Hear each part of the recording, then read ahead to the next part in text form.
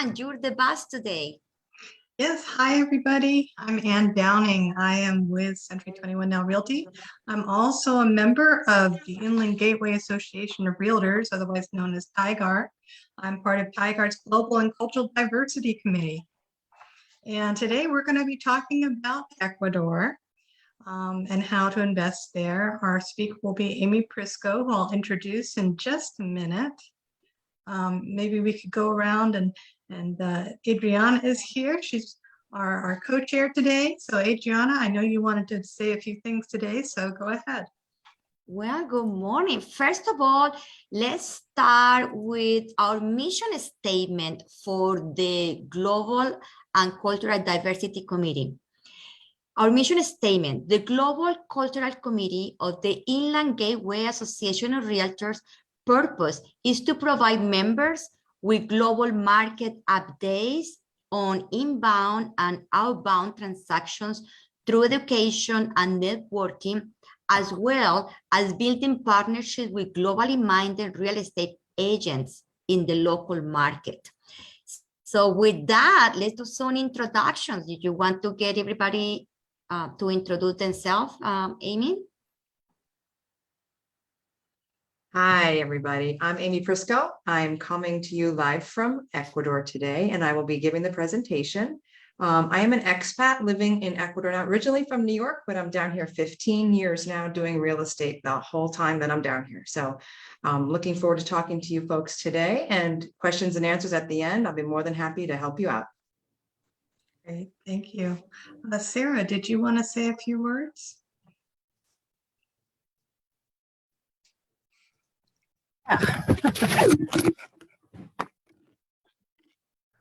Let me see. Hi, everybody. This is Sarah. Just want everybody to enjoy this event. It's going to be amazing. As you already heard from Amy, she's going to be an amazing instructor and share everything that she knows about Ecuador. So we're all looking forward to this. And I want to give a huge shout out to all those of you who are attending right now.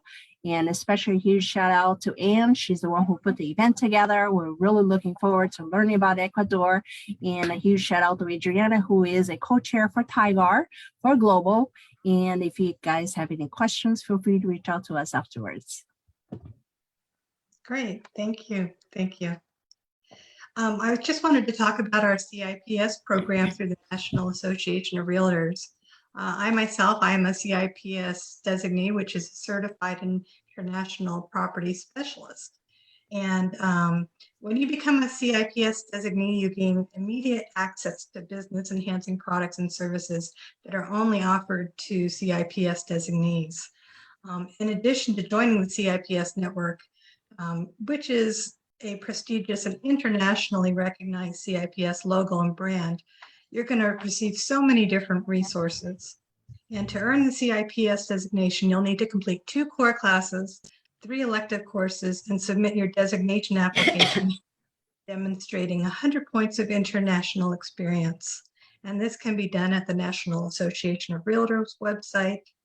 And our committee, actually our TIGAR committee, we actually give presentations for training, not just on how to invest in different countries, but also for CIPS classes. We had some earlier this year, and we plan to have some in the future. So if you're interested, you can contact TIGAR or myself. I put my information in the chat box. If everybody wants to put their information in the chat box, that would be great as well. And I talked to Amy Prisco, who I'm going to introduce in just a second. And she said she'd like you to give your questions at the end of her presentation. If you want to put questions in the chat box or wait until the end and verbally say them, that's fine too. So given that, I'll introduce Amy. So Amy Prisco is a well-known figure in the Ecuadorian community amongst expats and locals alike. And she has boots on the ground experience in Ecuador since 2007. She's fluent in English and Spanish, and she is the first foreigner to obtain the Ecuadorian real estate license in 2010. And she's part of the Guayaquil Realtor Association. And she was previously licensed in New York State as well. She's also the first person in Ecuador to obtain the Institute for Luxury Home Marketing designation. She has an MBA degree in financial management from Iona College, a master's in Spanish literature and linguistics from Middlebury College in Madrid, Spain, and a Bachelor of Arts degree in Spanish from Siena College in New York. Amy, you are so impressive and such a self-made entrepreneur. I'm really proud to introduce you today. So welcome. Thank you. Thank you very much. Thank you. Well, I'm happy to be here. Thank you for having me. Like I said, I've been in Ecuador 15 years now. Never had any intention of doing real estate when I first came down. But that's kind of what happens with life sometimes when you make some changes. So going from corporate finance in New York to real estate in Ecuador was quite a change, quite a challenge, but I'm still here, still loving it. And I hope today will give all of you a little bit of insight as to the country of Ecuador itself, and then also the process of doing real estate, which is quite different from the way it's done in US and Canada. Okay, so I'm going to see if I can share my screen, and if we're ready, I can go ahead and start my presentation. Yes. Okay. All righty, folks. Okay. All right, so as you can see there on our map, if you don't know already where Ecuador is, that's where we are, where the arrow is. So we are on the equator, obviously. So down here in South America, I am sitting here at my desk in Salinas, which we are the westernmost tip of Ecuador. So I'm sitting in Salinas at my desk, and Ecuador is one of the smaller countries. They're probably about the size of Nevada. Your screen isn't shared. It's not shared. Let me see here. Let me back out. Let's see. Better? Great. There we are. There we are. Okay, there we go. And you can go to the bottom, and there you go. You're all There you set. are. Thank Okay. you. So there you are. So if you missed the map, there we are in Ecuador, but I think you all probably know where the Ecuador is by now. So again, at a small little glance, quickly to talk about Ecuador with you. On the equator, we're a very small country, maybe the size of Nevada. Population about 18 million. Quito is our capital with 2.5 million, and Guayaquil, which is down here on the coast near me, 3 million. We are on the US dollar. I don't know if many of you know that, but that is a very nice feature. That way it makes comparison and shopping a little bit easier for those of you coming in from the US. Time zone, we never change our clocks back. So all the time we're on the same time. Our sun comes up around 6:30 in the morning, and it goes down around 6:30, 6:45 at night. So we have no daylight savings. I know a lot of you are probably thinking about residency for your clients, or maybe for yourselves. If you wanted to invest in Ecuador, how could you possibly use your investment to obtain residency? That is one of the biggest things we're starting to see right now. Ecuador does allow you to come down for 2 years as a temporary resident, and then you can proceed to go into permanent residency. That was something new as of February of 2021. And they've now not giving you any time restraints during your temporary process, which is a big help. Before, they used to make you stay in country. So now you can do that for 2 years. So how do you obtain temporary residency? Well, you need to apply, obviously. The most popular ways right now to apply is if you're a retiree and you can prove income of $12.75 a month.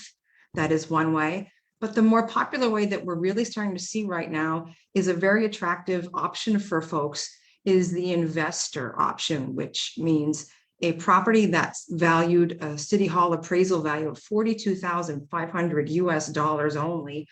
You can apply for residency. So that threshold is very attractive for folks looking to pick up residency in another country and or possibly lead to citizenship, which, by the way, I got my citizenship 2 years ago. So I am a dual citizen, both US and Ecuador.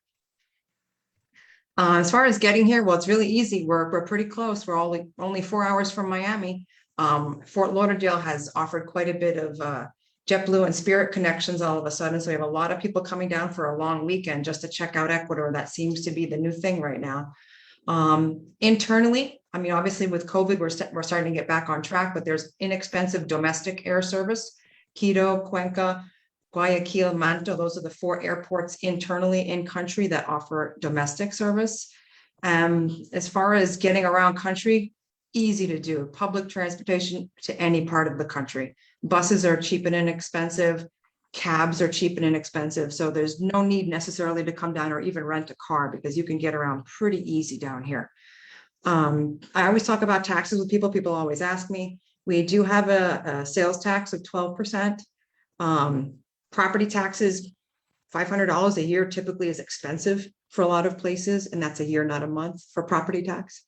Our capital gains tax relative to a lot of other places is only 10% currently. I just sold my place in New York and it was ridiculously expensive for capital gains. So to me, looking at 10%, that's pretty manageable. The only thing that we have down here in Ecuador that I don't know of any country having is an exit tax. So any money that goes out of Ecuador, they will withhold 5% on every 1,000. So anything over 1,000. So that's one thing you need to just keep in mind with your clients. If they've invested in Ecuador and they want to eventually move their money out, currently there's a 5% exit tax, but the current government has put in a schedule to lower that 1% per year, I think starting next year until they eliminate it. Why come down to Ecuador? Again, currency is the US dollar, very low cost of living and affordable properties. I typically tell my clients you can live on, if you own a property, you can live on easily anywhere from $500 to $1,000 per month. So it's a very low cost of living. The residency options, I just went over a couple of those with you. Very good quality healthcare and especially bilingual in our major cities. Quito, Guayaquil, Manta, Cuenca, those large cities where there's at least 300,000 people and up, you can get excellent bilingual healthcare. And Ecuador is wonderful with their folks who are of, we call it the third age. So anybody over 65 here in Ecuador can apply for some really good discounts on many things. The culture here is amazing. The people are very accepting of foreigners, very respectful of foreigners. We also have a very large and vibrant expat community. So and there are a lot of pockets of expats living all over Ecuador, whether you want to affiliate with them or get involved with them, that's up to you, but it's a very, very vibrant community. And the country here, for those of you who don't know Ecuador at all, we have 4 different regions. We have the coast where I live. We have the highlands, which is mountains, where I have an office presence. We have the Amazon region, and we also have the Galapagos Islands. Obviously, I think most people don't realize that the Galapagos Islands belong to Ecuador. So that is a nice thing when you come down. If you do decide to visit Ecuador, Galapagos is a must. If you can take the week and do it, you need a week in the Galapagos. And along those lines of having 4 unique regions, obviously, there's a little bit of something for everybody. If you like beach or hiking or mountains or all of going to the Amazon, we have all of it here in a very small country, easy access to everything. And of course, the food here. Probably never heard of Ecuadorian food, but the food in all of our 4 regions is absolutely, absolutely fabulous. Well, we always talk about the good, but I do need to bring up the bad. One of the things that people always ask when they contact me, when they want to come down is, do you speak English down there? Well, it's going to depend where you are. We're not like Costa Rica or Panama or even a little bit of Mexico where English is spoken in the grand majority of places. So that could be considered, I don't want to call it a con, but that is something you need to be aware of. Obviously, nowadays with your smartphone and having a Google Translate on there, you'll be good to go.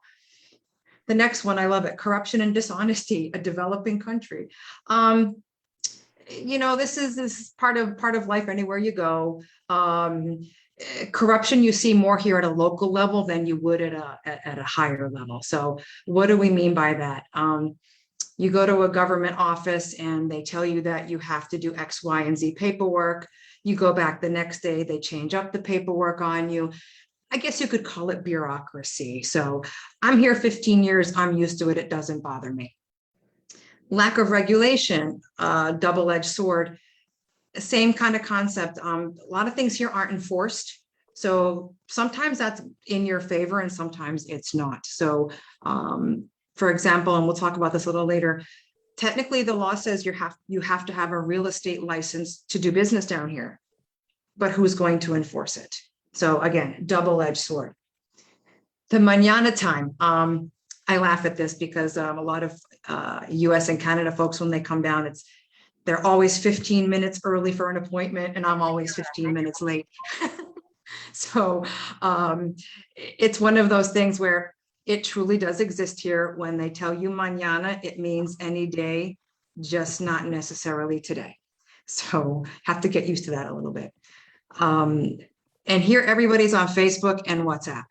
I've had a lot of clients complain about Big Brother, and I don't want anybody watching me, but everybody communicates through Facebook here. Everybody has a Facebook page. So it's quite a big thing down here. And I think that's all of Latin America.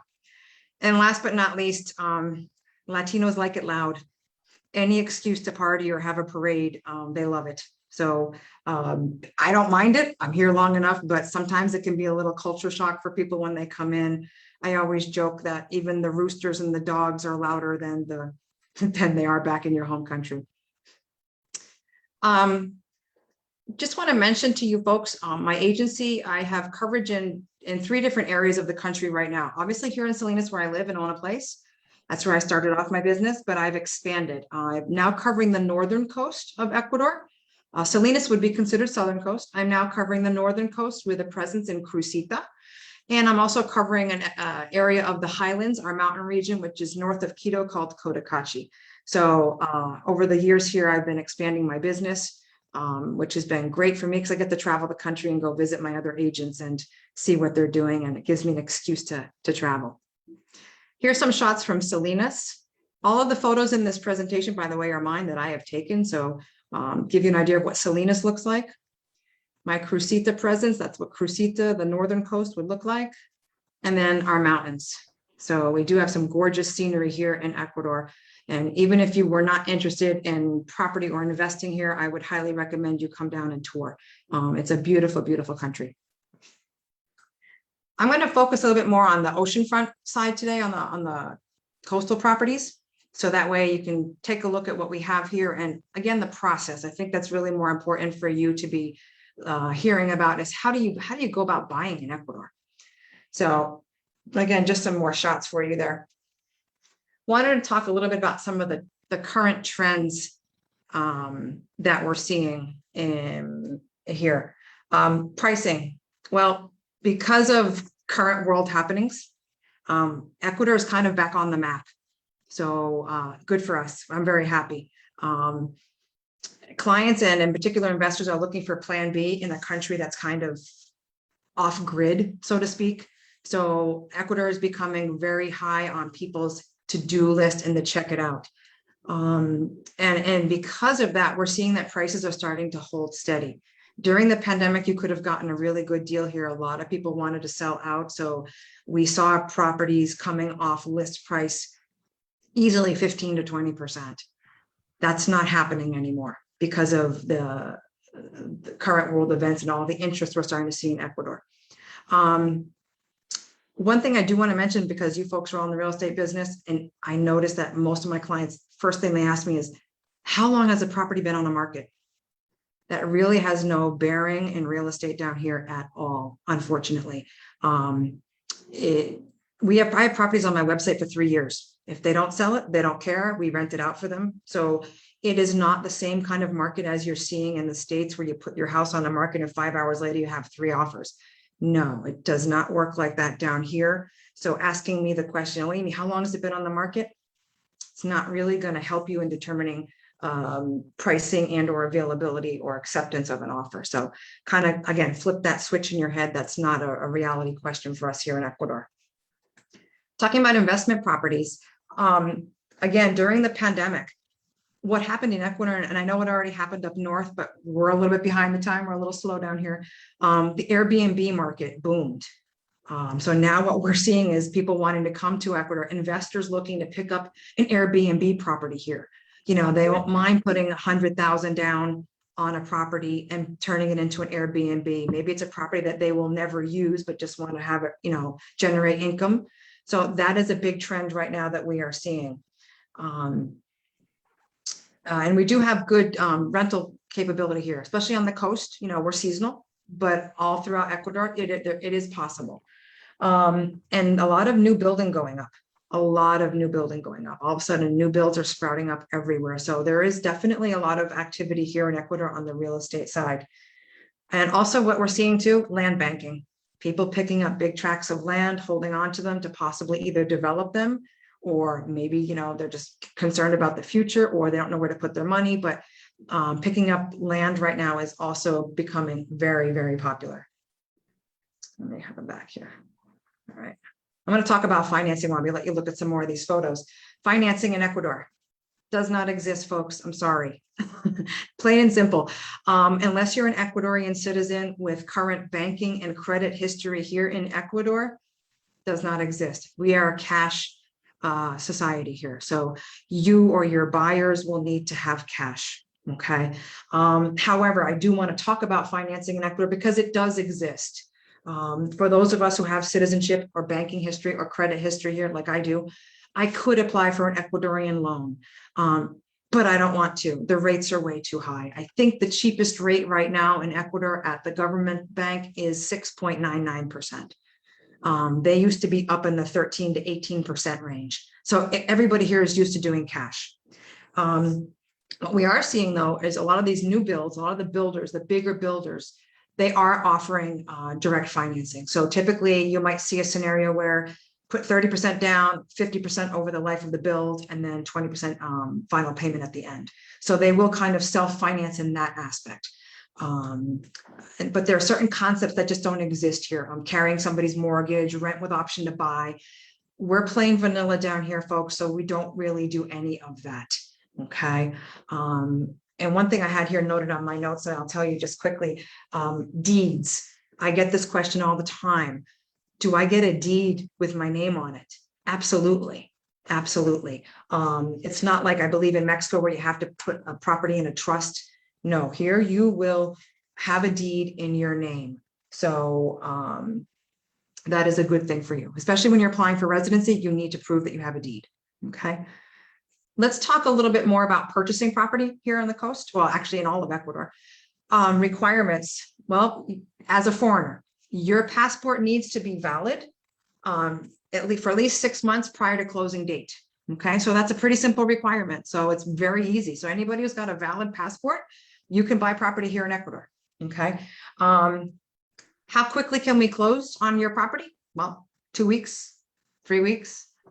Depends on a couple of factors. So after an accepted offer has been put in, start putting together paperwork, and we could easily be, the fastest I've ever closed here is 5 business days.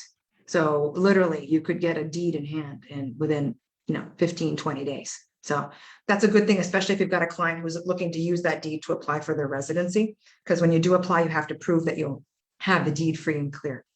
Okay. Couple of things also on the requirements to purchase. Do you physically need to be in Ecuador to buy your property? The short answer is no. You can do it remotely.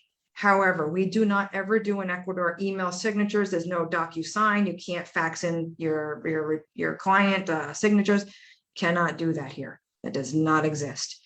You have to either have a power of attorney signed for you, or you can have somebody stand in for you in your client's absence. I don't know what the legal term would be in English, but we would call it here in Spanish stipulation. So there is a way to do it. It would imply an extra step at the back end. So you'd have to come back when your client comes down, they would have to do another step. But in the event that your client couldn't show up for closing on the buy side, then there is a way to work around that. We'd rather not do it that way, but we can offer that if that is something your client needs. Okay. Let's talk about property related costs a little bit. If you're looking at condominiums, I'm just going to throw out general numbers. $1 per square meter, look at your HOA fee, your homeowner's fee. Every condominium here has an association. There's always an association fee, which is monthly. And it typically, on an average, is $1 per square meter. Here in Ecuador, we measure in square meters, not in square feet. Okay, just please remember that when you're looking at listings online. Again, the third age discount comes in handy when you're looking at property related costs. There are some discounts for seniors when they go to sell their property. So that's also very helpful. Also with their electric bills and things like that, you can apply for discounts for anybody who's 65 and up. Both buyers and sellers here in Ecuador have closing costs. Okay, buyers and sellers. So on the buy side, your closing costs are going to typically run you about 4% of the purchase price. And that does not include the cost of an attorney if you need an attorney. Attorneys are not required to do closings here.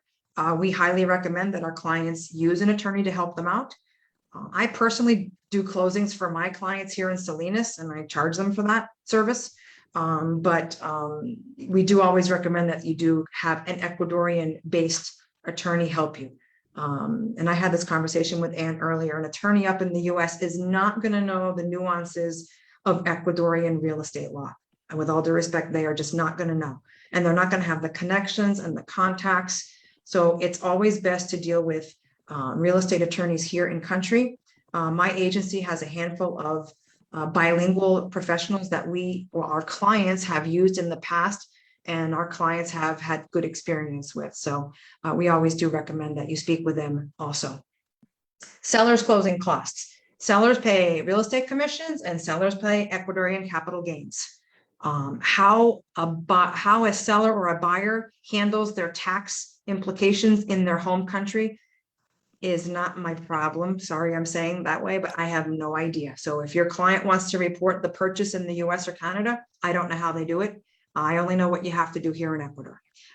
So on the sell side, Ecuadorian government is going to get their capital gains here. Okay. And just as a quick little note, which again, I understand it works this way, at least in the US, when you purchase a property, normally the utilities transfer over with that property. That's not the case here. So you'd have to go and do an extra step above and beyond to put the water meter into your name, to put the electric meter into your name. Those are additional steps that are not included with a sales transaction.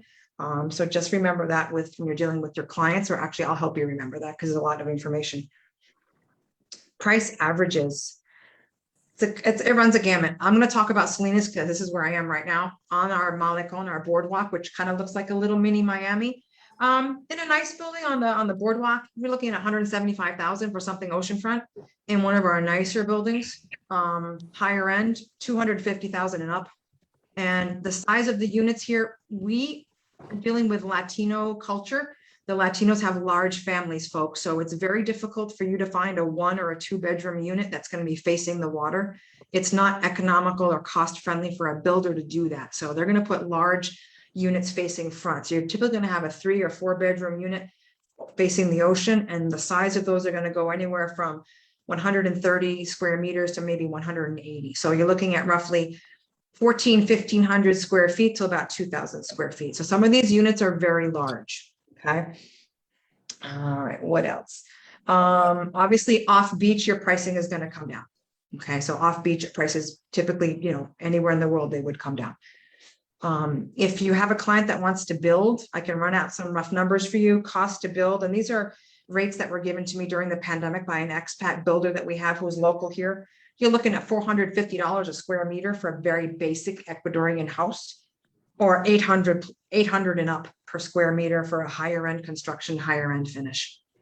Okay.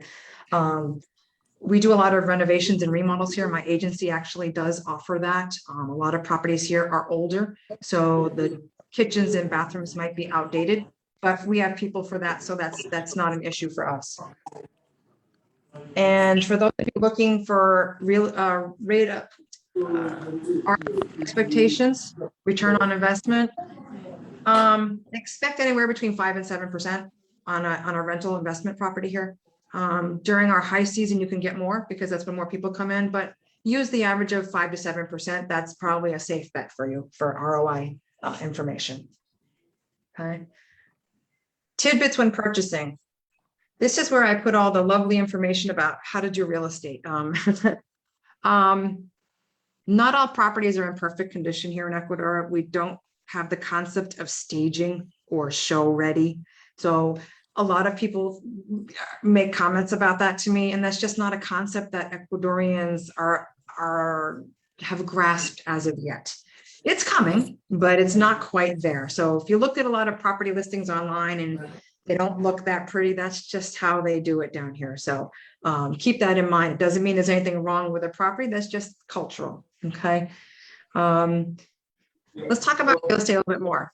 Real estate licensing. Like I said earlier, technically the law says you need a real estate license in order to do real estate. And unfortunately, your experience or your real estate license in another country is not reciprocal here. It's not accepted here. what do you have to do to get a real estate license here in Ecuador? Well, currently, I believe it's 120 course hours. The cost was around $3,500, and you have to go through an association. Typically, every province here in Ecuador has their own association. There are 24 provinces. I did mine through the Guayaquil province. I did it back in 2010. And believe it or not, there's only about 1,000 licensed realtors in the Guayaquil Association. So obviously, there's a lot more people doing real estate than 1,000 people. So my license number is number 166. So I was the 166th person in Guayaquil Realtor Association history, which is 40 years old, to get a license. So you can see that down here, that concept is not very well taken. So a lot of people don't like to work with realtors down here. I don't know if they don't trust us, or I don't know what they think, but it's becoming more and more of a benefit to have the license. So, and obviously I'm licensed, and I ask that everybody does do it. So, you know, we can't force that on anybody. There's no way to enforce it.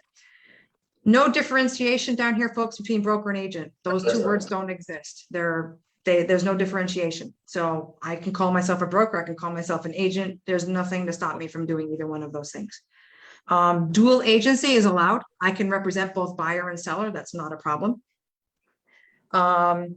Here's the fun part, guys.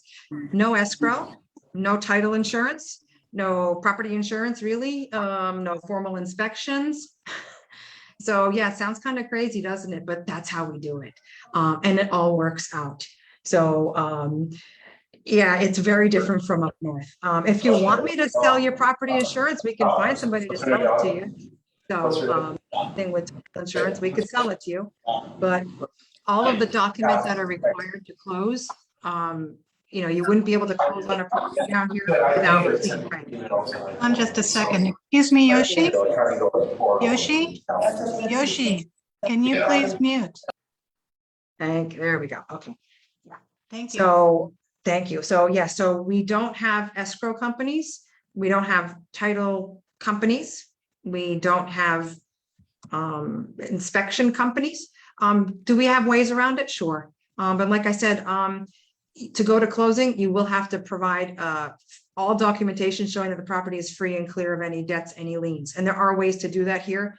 And the nice thing is, with the process of purchasing down here, you have to go through 3 different steps: at the notary level, the city hall level, and the property registrar level. And everybody at those offices are attorneys, and they all look at the paperwork to make sure everything is okay and in order.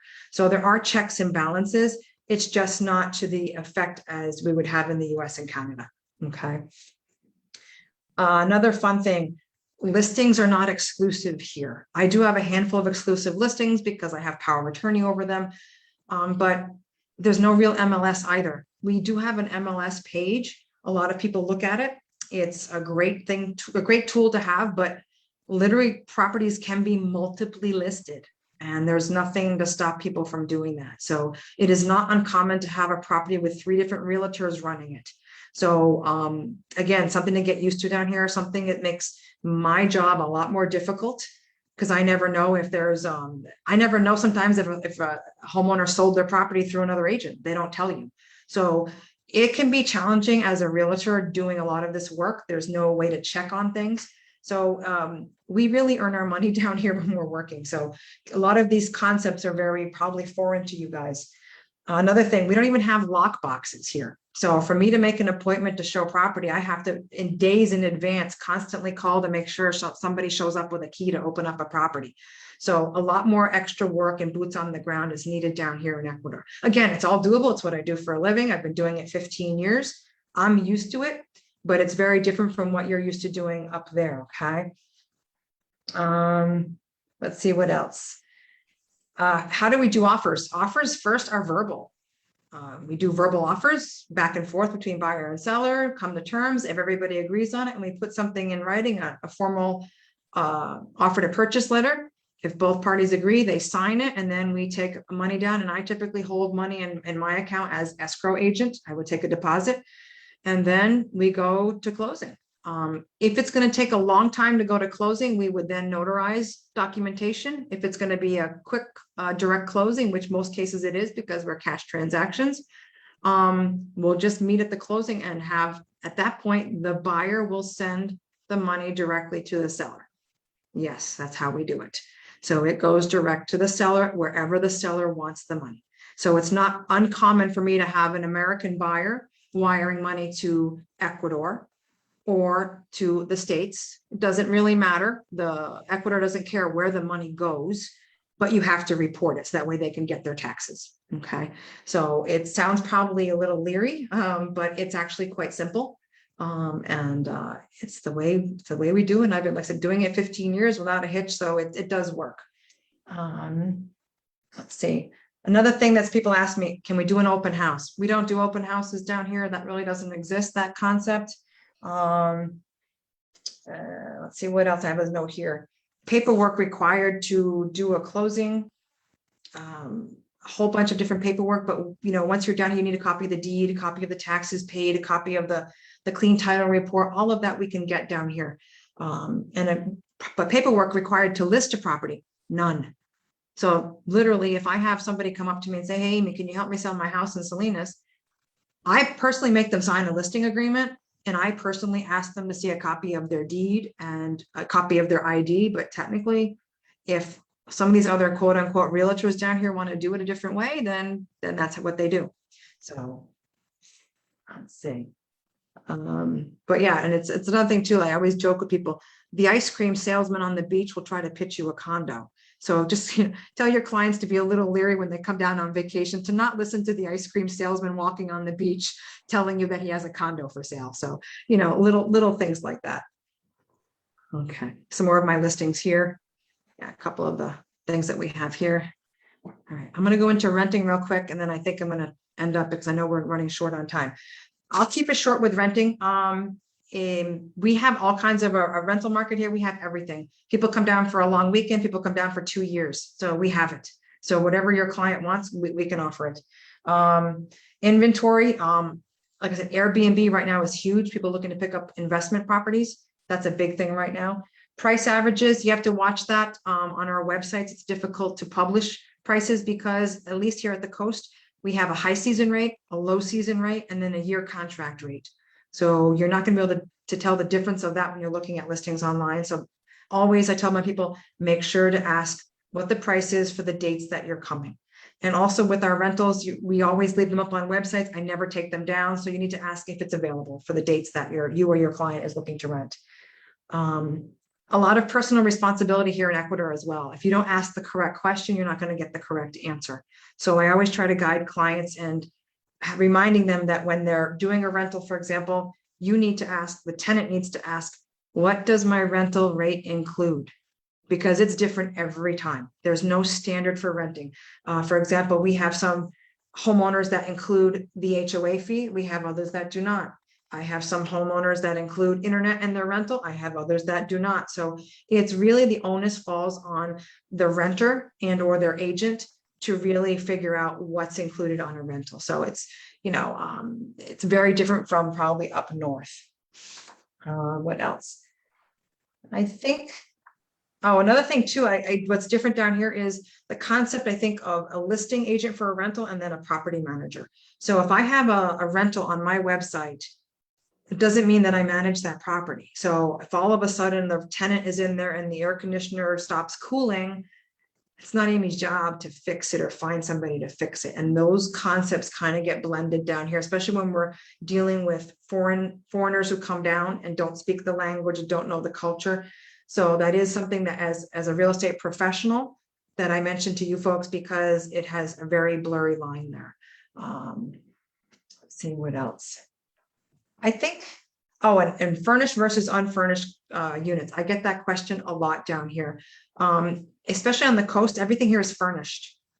We're seasonal rental property, so it's no way for somebody to come in, for 2 weeks and bring their furniture. So most of our rentals here on the coast are going to be fully furnished. Obviously, the definition of fully furnished is going to vary depending on the homeowner, but that's, a big question that I often see.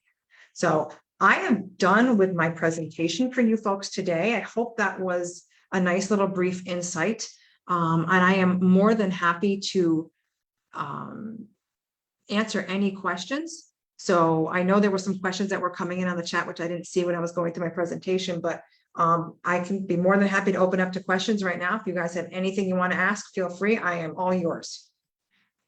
Great. Thank you so much, Amy. I do appreciate it. Maybe Amy, you could post your information again in the chat box. That would be really useful for the people. All right. Yeah, those will just join. I just put it in there so that way you have that. Great. And then Peter Park was asking the inspector, appraisal fee, commission to buyer, seller agent. Okay, I inspector. guess he missed that. Sure. Inspector, there is none. Appraiser, there is none. So 0, 0. Fee, commissions. Okay.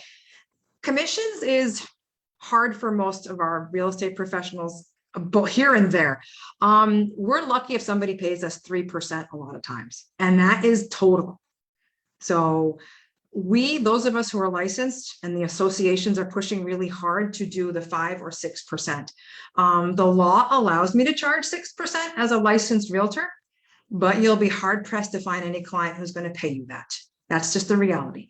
Most of my listings are listed at 5%. So that would mean, obviously, if we're doing a 50-50 split, I would split that 5% with somebody who brings me a buyer down here.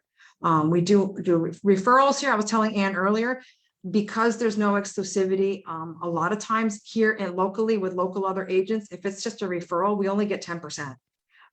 So these are concepts that still do not exist here, and we're still working hard to standardize them, normalize them, and get them more along lines with the North American standards of a 6% commission, 3 to the buyer agent, 3 to the seller agent. So that's what we're trying to do. But you do, as you folks, as real estate professionals, when you're contacting us here, please have that discussion up front.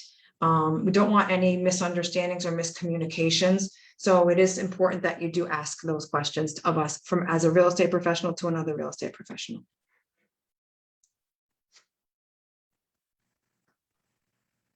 That's useful.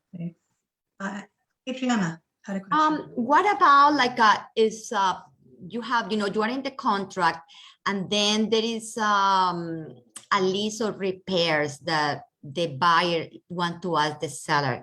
Will they work? Will they get any compromising, or there's no repairs done? Well, great question, Adriana. Here, everything in Ecuador is sold as is.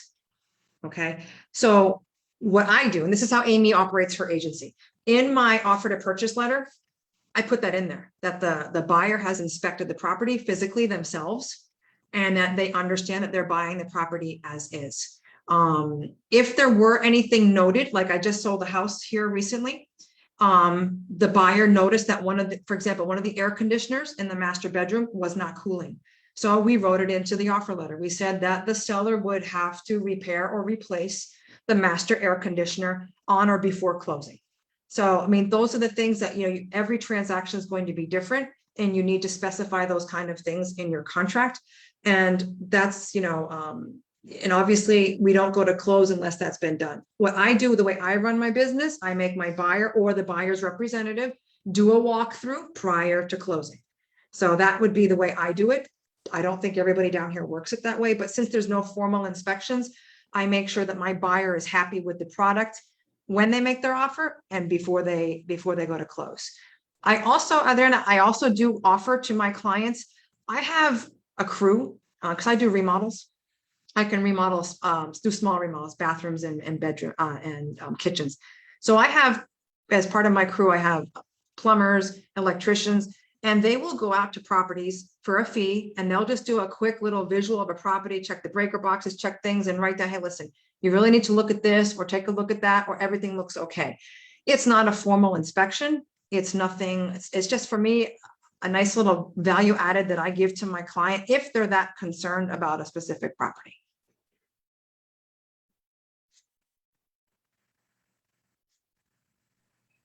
Great. I had a question.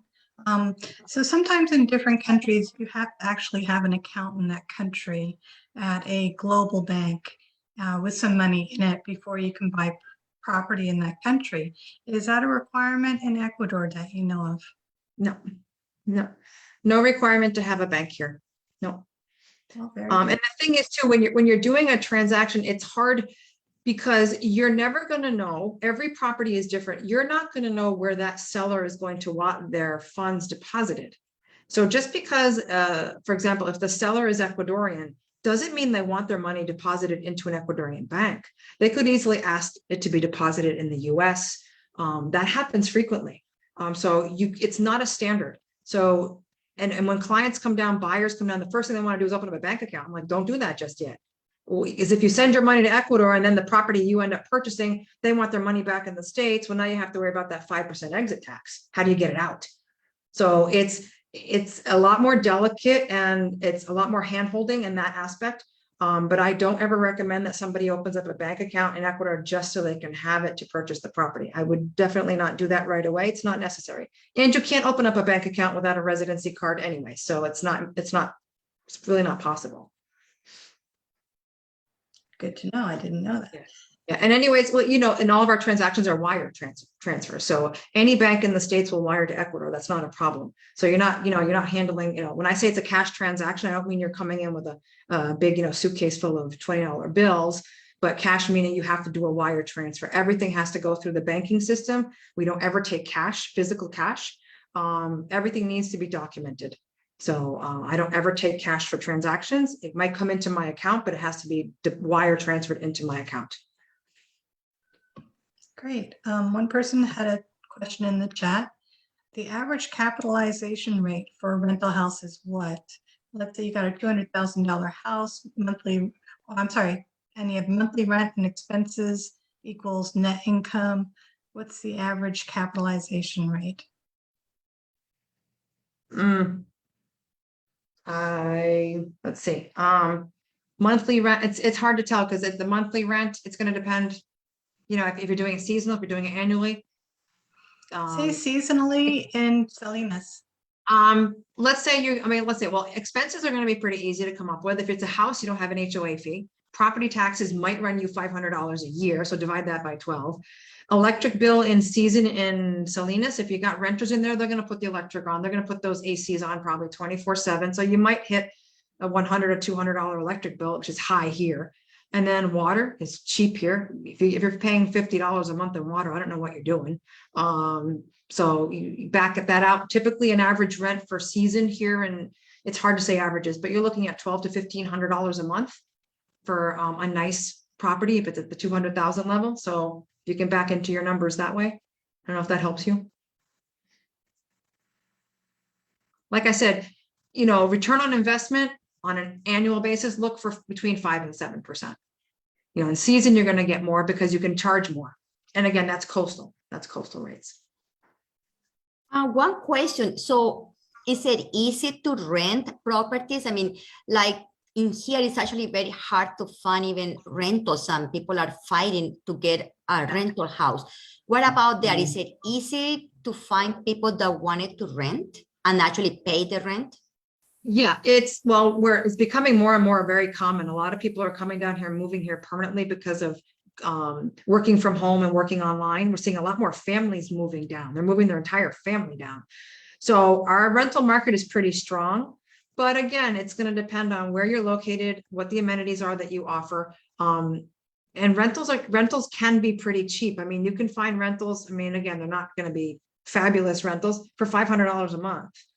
You're not going to be on the water for that. I mean, obviously, but I mean, if you're willing to live off beach and live in something basic enough, $500 a month is rent. I mean, it's pretty economical.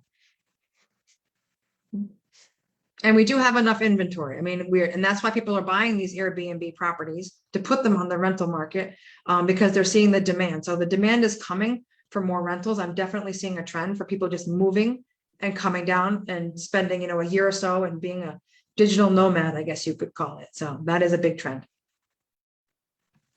Right. Yes. And I heard there's some new gated communities that are being built, and that's very popular as well. Yeah.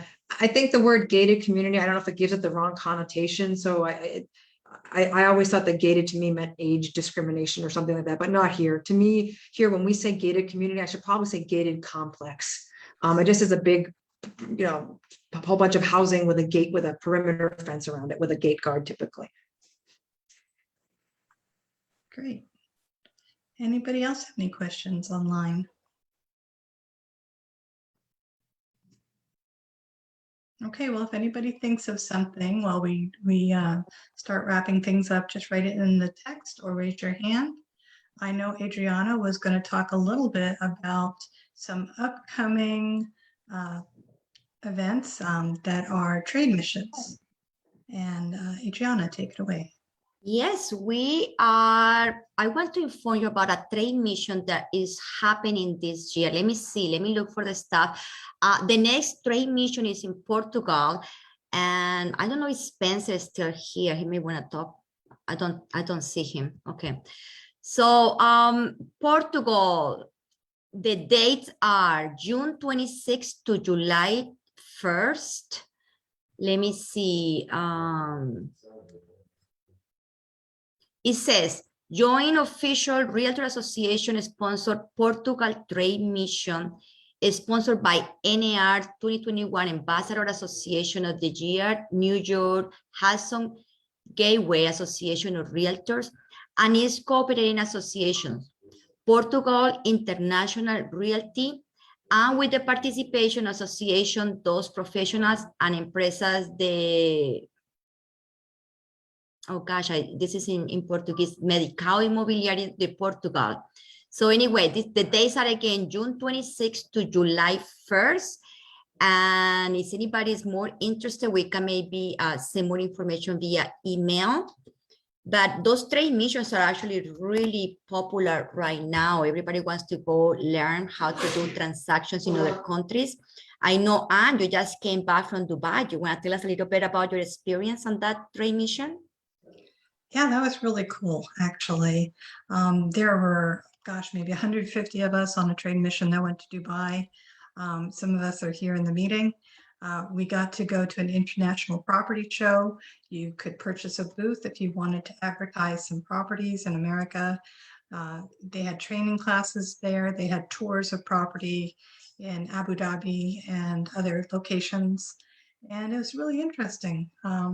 Did you want to bring up any more information, Claudia? I know you're here.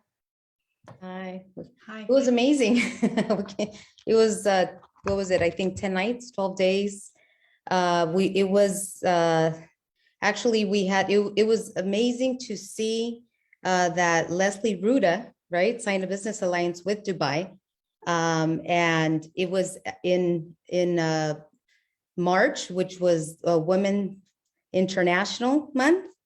And I mean, what can I say? There were so many perks there, so many people we met. We also had the advantage of exploring the World Expo, something I had never seen, the World Expo 2020. So that was one of the highlights as well. And it was just, it was mind blowing. So I do recommend anyone who's interested in ever doing a trade mission or interested in investing or just getting to know what's out on the other side of the world. We are realtors, and the beautiful thing about everything is that we have this platform that we're able to connect, and we're on the same mission. It's just, you know, pretty much connecting with other people and I guess networking overall. But it was amazing, and you just learn about. And I mean, as we know, every country is different. You have the, you know, your laws, immigration, guidelines, if there's loans, if anyone does loans, any type of financing.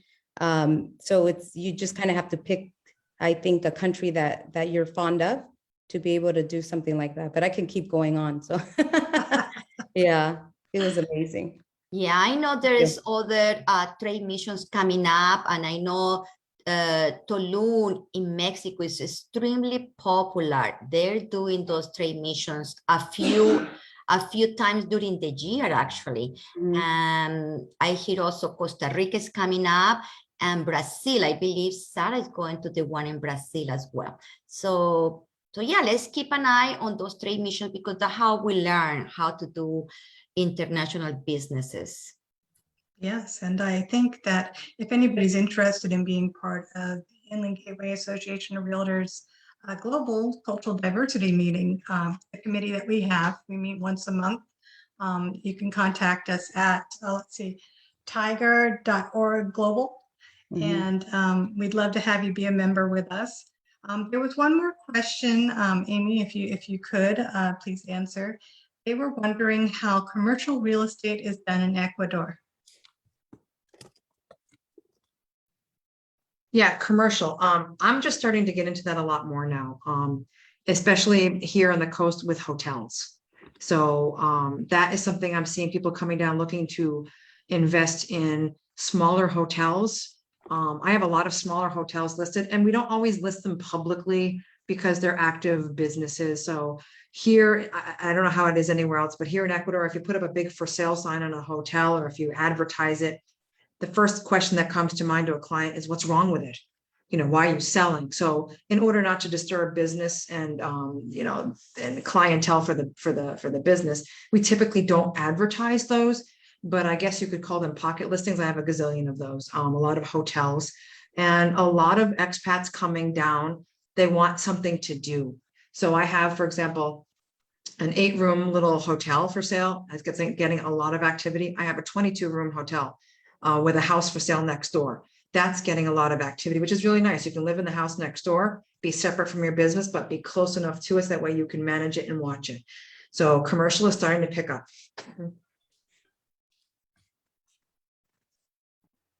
Great. So it's pretty much sold the same way as regular real estate then. Exactly. As far as the process and the paperwork, it's pretty much exactly the same way. What is to be noted though, however, with commercial property, very difficult, if not impossible half the time to get the business owner to give you true P&L statements, to give you true income and expenses.